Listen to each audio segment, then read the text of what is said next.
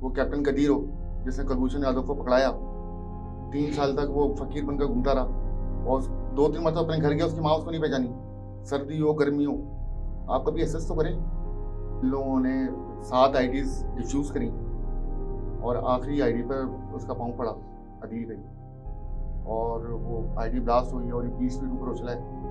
इतना ताकतवर था कि आईडी ब्लास्ट होने के बाद इसका जो नीचे घर था वो ज़ाया हो चुका था और उसके जो लास्ट मोमेंट्स है उसमें वो पाकिस्तान जिंदाबाद का नारा मारा।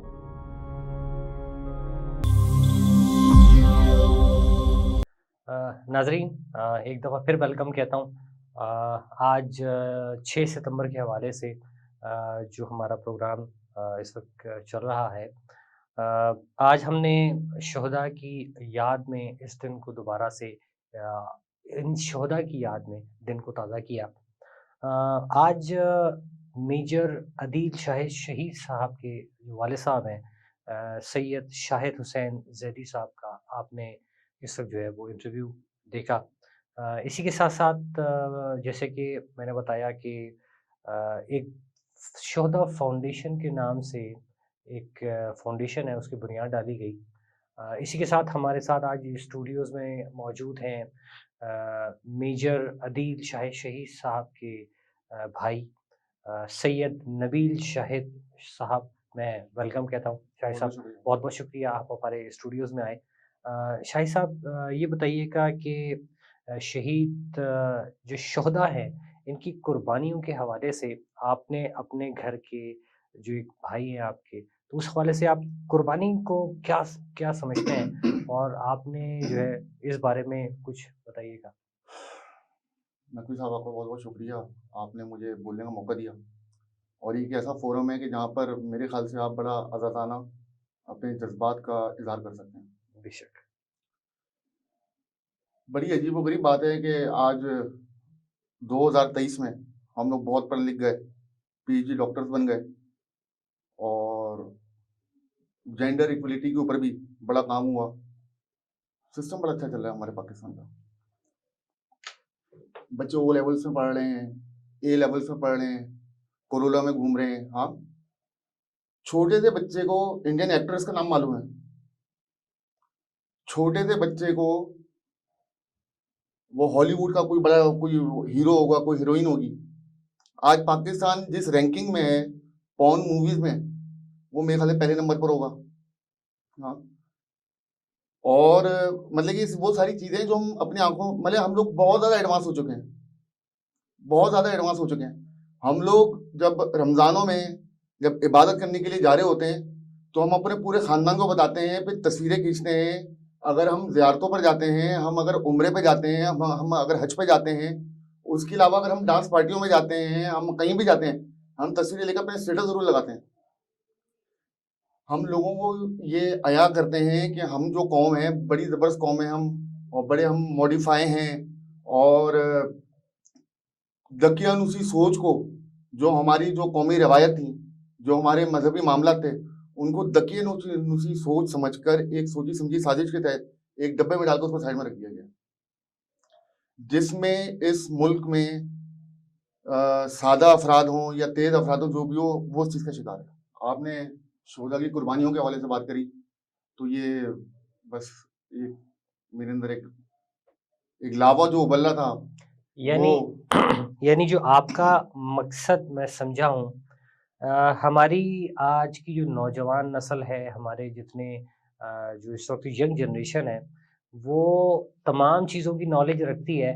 वो ये नॉलेज नहीं रखती कि जो शोधा है उनमें शोधा की रैंकिंग क्या होती है, उसमें मेडल्स कौन से होते हैं। ये जो निशान हैदर है और जो हमारे दीगर एज़ाज़ात हैं जो शोहदा को दिए जाते हैं, वो क्या होता है ये किसी को नहीं पता होगा। ये सिर्फ़ उन फैमिली को पता होगा जिनके घर का कोई गया होगा या जिसके घर नहीं का। नकवी साहब, मैं सॉरी बात आपकी काट रहा हूँ।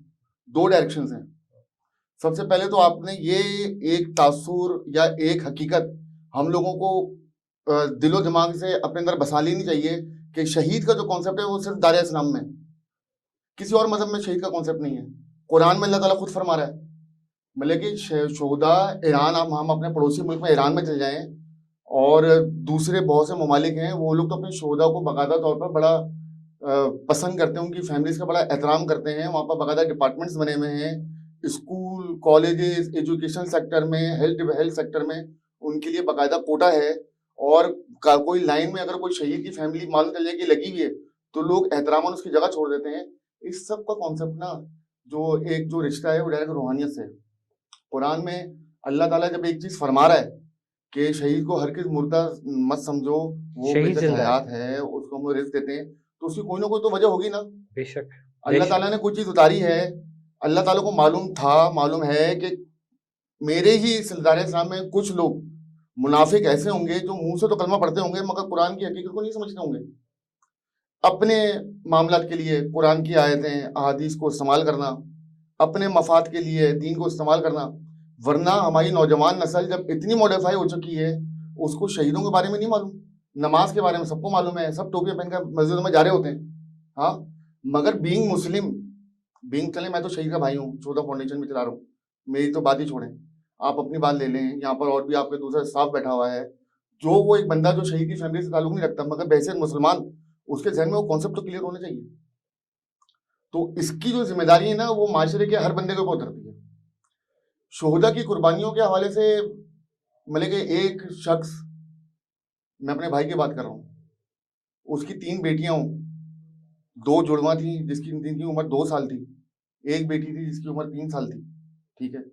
और वो जिस जज्बे से आगे बॉर्डर पे खड़ा हुआ था, और जब ये आईडी ब्लास्ट हुआ है लास्ट मोमेंट्स में, बॉम्ब ब्लास्ट की आवाज आई है, ये उस वक्त इसकी ड्यूटी नहीं थी, ठीक है। इसका सबॉर्डिनेट था एक वहाँ पे कैप्टन, नाम मैं कोट नहीं करूंगा, बल्कि कैप्टन वकास, वो वहाँ पे बैठे हुए। उसकी नैनी वो शादी होने वाली थी और वो नैनी एंगेजमेंट हुई थी। ये बम डिस्पोजेबल स्क्वाड के साथ गया क्योंकि वहाँ पर सुपरवाइज कर रहा था। तो इसने बोला कि यार तू बैठ, मैं चेक करता हूँ। और ये वहाँ पर गया, इन लोगों ने 7 आईडीज डिफ्यूज करी, और आखिरी आईडी पर उसका पाँव पड़ा, अदील गई, और वो आईडी ब्लास्ट हुई और ये 20 फीट ऊपर उछला है। इतना ताकतवर था कि आईडी ब्लास्ट होने के बाद इसका जो निचला धड़ था वो ज़ाया हो चुका था, और उसके जो लास्ट मोमेंट्स है उसमें वो पाकिस्तान जिंदाबाद का नारा मारा था। इनकी भी बेटियां हैं, ये भी इंसान है, ये भी हमारे माशरे का हिस्सा है। सिंध का शहीद हो, कराची का शहीद हो, इस्लामाबाद जैसे मॉडर्न शहर का शहीद हो, बलूचिस्तान के किसी छोटे से शहर का वो कैप्टन कदीर हो जिसने कुलभूषण यादव को पकड़ाया, 3 साल तक वो फकीर बनकर घूमता रहा, और 2-3 मतलब अपने घर गया, उसकी माँ उसको नहीं पहचानी, सर्दी हो गर्मी हो। आप कभी एहसास तो करें, आप उनकी कुर्बानियों को आप देखें तो क्या इनको अपने बच्चों से प्यार नहीं होता? क्या इनको अपनी बीवियों से प्यार नहीं होता? क्या इनको अपनी माँ बाप याद नहीं आते? वो एक जज्बा होता है, एक जज्बा। जब आप कहीं खड़े होते हैं ना, और आपको ये एहसास होता है कि नहीं यार, मेरी तो खैर है, मेरी तो सर्दी हो गर्मी हो, मैं अपनी फैमिली को मिस कर रहा हूँ, ईद पे नहीं आ रहे, बकरे ईद में नहीं आ रहे। अदील की पोस्टिंग थी सियाचिन में, मेरी हमारे घर का पहला प्रोग्राम था, मेरी बड़ी बहन की शादी थी, और ये नहीं आ सका था अदील। इसकी वहां से कॉल आई कि इत्तेफाक के बाद अल्लाह की तरफ से ऐसा हुआ, वहाँ का मौसम खराब हो गया। इस कर को आपको मालूम है वहाँ पर मौसम खराब होता है तो एक एक हम्म। हफ्ते 10-15 दिन तक ना रास्ते बंद हो जाते हैं। रास्ते बंद हो जाते हैं। तो उसके सीईओ ने बोला कि तेरे पास 5 दिन है, 5 दिन में तू कराची जा सकता है, शादी अटेंड कर सकता है, तो आना जाना कर ले, 5वें दिन तूने इधर होना है। हमें नहीं मालूम ये किस तरीके से आया है। इसने ये बारात उस वक्त चल रही थी हॉल में, ड्यूरिंग ये फंक्शन आया, इसने बहन को रुखसत करा, और सुबह 5-6 बजे तक हमारे घर पर रहा, उसके बाद ये वापस चले गए। ये वो फीलिंग्स हैं जो आप ये फील करना चाहेंगी। अगर आपके अंदर इंसानियत जिंदा है तो आप इसको फील कर सकते हैं। उसकी बेटियां जो लास्ट जब ये शहीद हुआ है, बड़ी बेटी रोती थी कि दूसरों के बाबा आते हैं, मेरे बाबा नहीं आते। ये सिर्फ इसकी स्टोरी नहीं है। मरियम मुख्तियार, फ्लाइट लेफ्टिनेंट, पाकिस्तान की वाहिद वो शहीद खातून, वो तैयारा लेकर जा रही थी, फनी खराबी हुई, वो किस वजह से हुई मुझे नहीं मालूम, मैं टेक्निकल बंदा नहीं हूँ। जो उनकी मदर से सुना, जो उसके फादर से सुना, जो आई एस ने जो रिलीज करा, हम तो वो देखते हैं। मैं भी एक आम शहरी हूँ, एक आम इंसान। वो वहां से जब उसका तैयारा गुजरा मियाँ वाली के ऊपर, जब ये लोग क्रॉस कर रहे थे, फनी खराबी हुई। इसके जो को पायलट था, जो साथी था, उसने बोला कि इजेक्ट कर जाओ, तैयारा गिरेगा। इसने उसको बोला कि मैं तैयारा, मतलब कि मैं इजेक्ट नहीं कर सकती, नीचे आबादी है, अगर तैयारा इधर गिर गया तो यहाँ पर लाखों लोग मारे जाएंगे। वो इजेक्ट नहीं करी, वो तैयारे को मियाँ वाली से आगे तक ले गई। सहरा में कहीं जाकर जब उसने इजेक्ट करने का सोचा तो जमीन के इतने करीब आ चुकी थी कि वो इजेक्ट नहीं कर सकी। उसकी कुर्बानी किधर गई? इतना बड़ा वाकया हो गया, शोहदा को इतनी बेहुरमती की गई। मरियम मुख्तार क्या क्या कसूर था? कैप्टन आकिब जावेद शहादत के वक्त 22 साल की उम्र थी, कोटा में था वो, ये मतलब बलूचिस्तान में, अभी इलाका याद नहीं आ रहा उसका। वो 2 घंटे तक मुसलसल लड़ता रहा और उसने दुश्मनों को पीछे धकेल दिया। वो पता नहीं BLA वाले होंगे, कौन होंगे, पाकिस्तान के दुश्मन थे वो। उसकी शादी नहीं हुई थी। उसकी माँ ने आज भी उसके कपड़े अपने पास रखे हुए हैं, और वो कहती है कि इन कपड़ों से मुझे खुशबू आती है आपकी तरफ से। शोलों को स्टडी किया जाए तो बहुत कुछ स्टडी किया जा सकता है। मैंने जब अपनी बात की शुरुआत करी, हमारी कौम के पास और मूवीज देखने को तो टाइम है। नंबर 1 रैंकिंग ऐसी थोड़ी आ गई, मैंने और आपने थोड़ी निकाली है।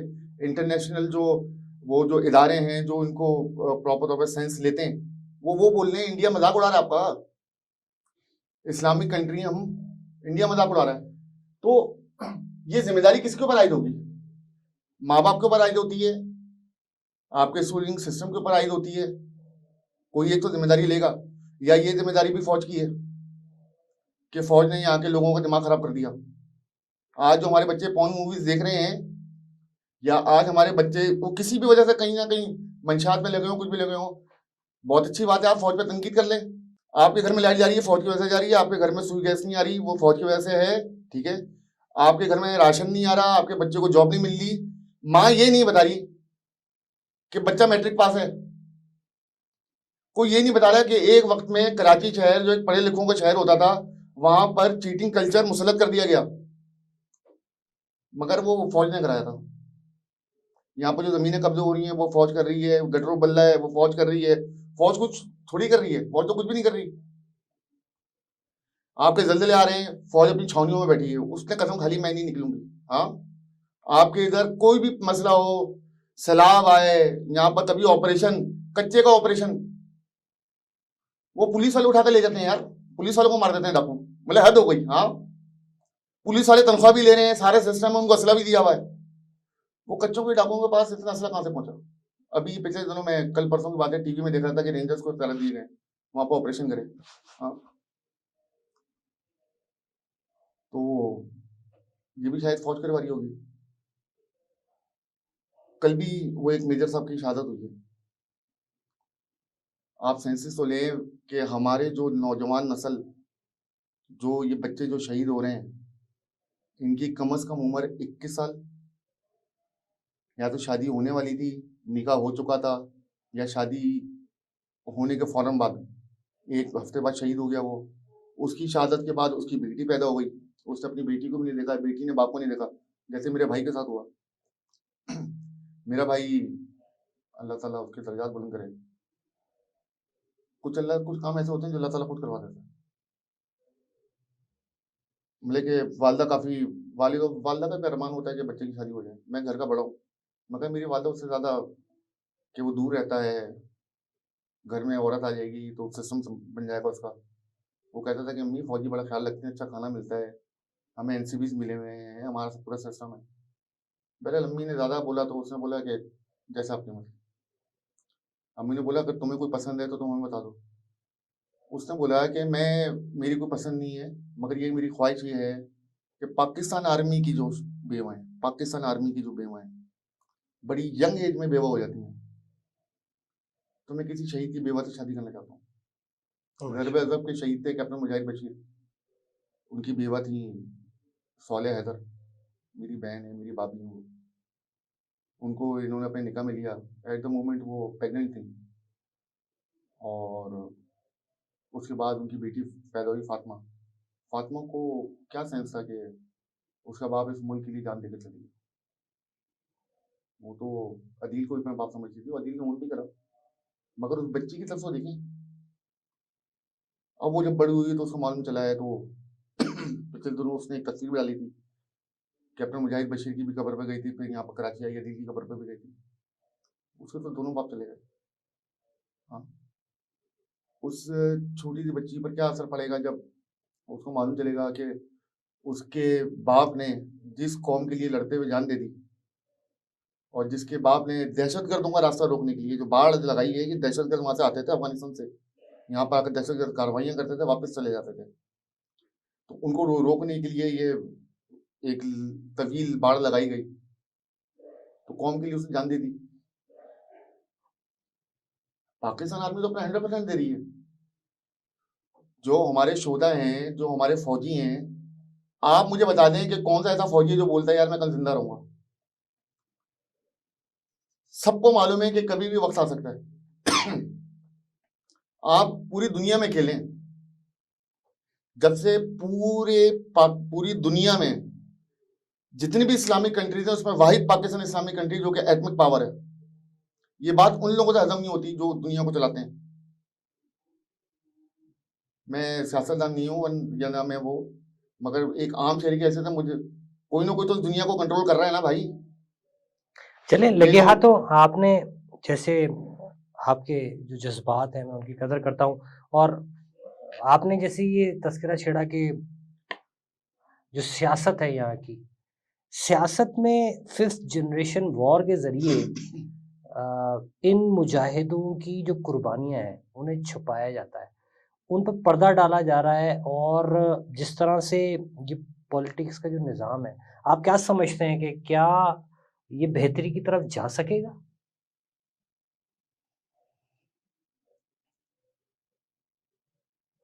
पाकिस्तान को ना, देखें, एटमिक पावर खत्म करनी है। हमारा जो यहाँ पर ईरान जो बराबर में बैठा हुआ है, जो बार बार इसराइल को धमकियां दे रहा है, कोई भी काम होता है वो कहता है मैं इसराइल को नेस्तनाबूद कर दूंगा। चाइना एक बहुत बड़ी इकोनॉमिक पावर है, और इस वक्त जो दुनिया में जो जंग चल रही है वो सुपर पावर की चल रही है। चाइना मुस्तकबिल का सुपर पावर है, मगर इंडिया यहाँ पर क्लेम करता है कि मैं इस रीजन का मैं सुपर पावर हूँ। तो ये जो काम है ताकतवरों के दरमियान चल रहा है। बचपन में कहानी पढ़ता था नूरा, उसका मफहूम था अपना काम पूरा भाड़ में जाए नूरा। होता ये था, वो जो वडेरे जो होते थे बड़े, उनका बच्चा जब कोई स्कूल जाता था ना तो साथ वो एक अपने कम्मी किसान जो भी होता है वो उसको साथ एक बच्चे को भेज दिया करते थे। उसका नाम था नूरा। अब होमवर्क अगर उसने नहीं करा तो सदा नूरे को मिलती थी। उस बेचारे को मालूम ही नहीं था मैं पिट क्यों रहा हूँ। वडेरे को मालूम था कि सिस्टम क्या चल रहा है, आगे जाकर बस डिग्री इसको मिलेगी, जितनी भी तकलीफें वो उसने सहनी है। तो पाकिस्तान तो बेचारा जोग्राफियाई लिहाज से वो खुद ब खुद इस रीजन में कुछ ऐसा फंस गया। अच्छा, मगर इसमें कुछ एक चीज़ ये है, एक रूहानी एलिमेंट ये है कि ग़ज़वे हिंद के ऊपर हम सबको बिलीव है, और ग़ज़वे हिंद होना बाकी है अभी। इस मुमलिकत खुदाज़ाद पाकिस्तान पर बेइंतहा इससे पहले भी बड़े वक्त आए, और वो आखिर में फौज के हाथों से फिर क्लियर हुए। यहाँ पर अनस्टेबिलिटी तो हमेशा सियासतदानों की तरफ से रही है, क्योंकि आज तक एक मतलब बड़ी शर्मिंदगी की बात है, इतने बड़े बड़े सियासतदान हमारे पास बैठे हुए हैं, पाकिस्तान का कितना नारा किसी ने नहीं लगाया। लासानियत के ऊपर, फिरका वाराना उसके ऊपर यहाँ पर सियासत चलती है। मैं तो आज 39-40 ईयर्स को हो गया हूँ। एक तवील अरसे से मैं ये देखता हुआ आ रहा हूँ, महाजरों के नाम पर नारा लग रहा है, सिंधियों के नाम पर नारा लग रहा है, पंजाबियों के नाम पर नारा लग रहा है, पठानों के नाम पर नारा लग रहा है, बलोचों के नाम पर नारा लग रहा है, और जो पाकिस्तान का नारा लगा रहा है वो बॉर्डर पर शहीद हो रहा है। अदील तो महाजर था, उर्दू स्पीकिंग, एक मिडिल क्लास फैमिली से ताल्लुक रखता था, कराची गुलिस्तान जौहर का लड़का। अब मैं उससे पूछूंगा भाई तू उधर क्यों चले गया अफगानिस्तान, वो मोहम्मद एजेंसी पाक अफगान बॉर्डर पर, उसकी हिफाजत तो पठान करेगा। नहीं नहीं, पीएमए में तालीम दी गई है, एक मस्जिद होगी, एक मौलवी होगा। आप किसी भी मकतब पे फिक्र ताल्लुक रखते हैं, एक ही मौलवी की पीछे आपने नमाज पढ़नी है। सिर्फ पाकिस्तान, हमारी रेड लाइन पाकिस्तान होनी चाहिए। बीइंग कॉम, आप ईरान चल जाएं, आप जर्मन चल जाएं, आप जापान चल जाएं, आप चाइना चल जाएं, आप कंट्रीज में जाएं, तो वो लोग अपनी कौमियत पर कितना फख्र करते हैं। वाहिद एक पाकिस्तानी मैंने कौम देखी है जो कि खुश हो या गमगीन हो, वो अपने पाकिस्तान को ही कोस रहे होते हैं। आज़ादी की वैल्यूज नहीं है। जिनके घर से जनाजे उठ रहे हैं ना, उनको मालूम है भाई। शोधा फाउंडेशन बनाने का जो मकसद था, मेरे से बहुत से लोगों ने पूछा, अच्छा लोगों को कॉन्सेप्ट ही बिल्कुल खत्म हो गया यहाँ पर। एनजीओ के ऊपर किसी ने कोई एनजीओ बना ली, वो पड़ोसी को मालूम चल गया, उसको मालूम है अब यहाँ से राशन आएगा। नहीं नहीं नहीं नहीं, जनाब रसूल की अगर आप शान हयात देखें, उससे बड़ी तो कोई वेलफेयर कोई कर ही नहीं सकता। बेशक। मतलब कि अहादीस इस हद तक है कि भाई अगर तुम रास्ते में चल रहे हो, रास्ते में अगर कोई ऐसी रुकावट है, पत्थर है, कोई केले का छिलका है या कोई वैसी चीज जिससे कोई दूसरा परेशान होगा, उसको उठाकर साइड में कर दो, वो भी सदका जारी है। ये वेलफेयर ही तो है। आपने रास्ते में मेरे से पूछा कि भाई फलानी जगह का रास्ता बता दो, अगर मैं आपको कोई गलत रास्ता बता दूं तो हाँ, अगर मैं आपको तरीके वाला रास्ता बता दूं, सही मंजिल पर पहुंचा दूं, तो ये भी तो वेलफेयर है। बेशक। तो मैं उस वक्त बोलता था कि ये फाउंडेशन हमने अपने लिए नहीं बनाई है, आप लोगों के लिए बनाई है। शहीदों की फैमिली, यार इससे बड़ा क्या होगा कि आपने अपना जवान बच्चा दे दिया, उसके यतीम बच्चों को आप पाल रहे हो। फाइनेंशियली तौर पर बात नहीं कर रहा, पाकिस्तान आर्मी अपने शोधा को बड़ा सपोर्ट करती है। मगर एक ईद पर जब बाप मौजूद नहीं हो, बकरा ईद पर जब बेटा मौजूद ना हो, घर में कोई शादी हो, आपका एक बंदा मिस हो, आप सोचो तो कुर्बानियाँ। कैसी क़यामत मचती है। ये जो नाजरीन, आप जो इस वक्त सैयद नबील शाहिद साहब से जो अहवाल सुन रहे हैं कि आपकी खुशी हो घर की या गम, आपके घर का फ़र्द अगर आपके साथ ना हो, दुनिया की तमाम खुशियाँ बेकार है। जिन छोटी बच्चियों के वालिद ने अपनी बच्चियों को इस एज में छोड़ दिया हो, किसके लिए? सरज़मीन पाकिस्तान के लिए, आपकी हमारी हिफ़ाज़त के लिए, हमारे और आपके आने वाले कल के लिए। ये सोचना आसान है, ये कहना आसान है कि शहीद का रुतबा हमारी शरीयत में, हमारे इस्लाम में बहुत बड़ा है। लेकिन इस रुतबे के साथ-साथ जो कुर्बानियाँ हैं, उसे भुलाया नहीं जा सकता। ये कहने वाले अल्फ़ाज़ नहीं हैं। इसके साथ ही आज मैं सैयद नबील शाहिद साहब का बहुत शुक्रगुज़ार हूँ। मैं इस हवाले से ये बताना चाहूँगा कि जिस तरह अभी बताया था कि शुहदा फाउंडेशन की जो है वो बुनियाद डाली गई, और इस वक़्त जो नबील शाहिद साहब हैं, भाई हैं मेजर अदील शाहिद शहीद साहब के, शुहदा फाउंडेशन की जो बुनियाद डाली है, ये इसका एक ब्रोशर है, और इसमें तमाम शुहदा को सुविधा के लिए उनके मसाइल के हवाले से ये पूरा एक पूरी जो है वो एक बुकलेट है। इसमें तमाम तर जो एक्टिविटीज़ हैं